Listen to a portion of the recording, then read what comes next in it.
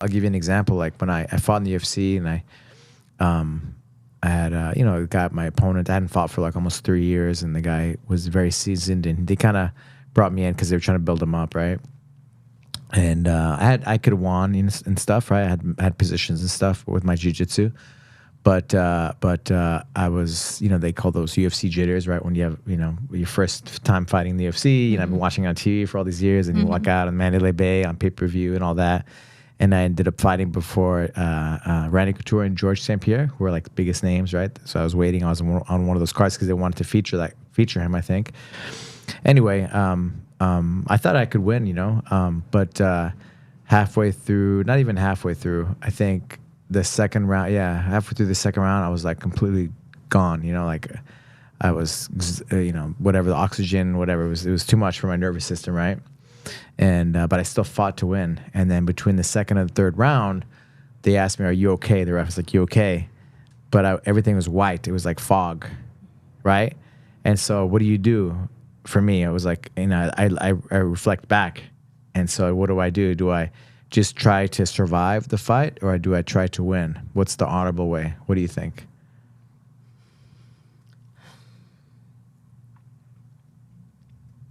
How many rounds did you have left? It was 3 rounds, 3 5-minute rounds. So it was between the second and the third round. Finish the fight. Try to win, right? Fight to win. Mm-hmm.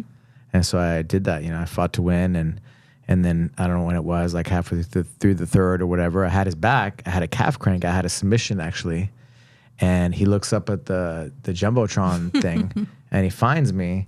And he throws these elbows on my face. It's been kind of going a little bit viral lately, Some people send it to me sometimes, And he throws these elbows. I'm on his back, I'm trying to win the fight, And I was exhausted. I had nothing left. If I had more power, I could have broken his, his knee and stuff, But I didn't have power. I didn't have but I still fought to win.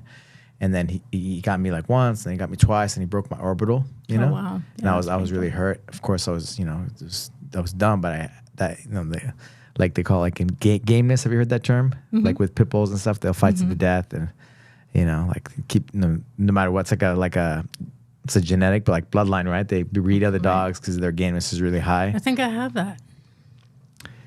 And so when I look back, I'm like, man, I'm proud of myself because it's just like who I am, right? Like everything is, lights are going down, and what do? Do you to survive, or do you survive the fight, or do you fight to win? And I fought to win till the very end, to the death, pretty much.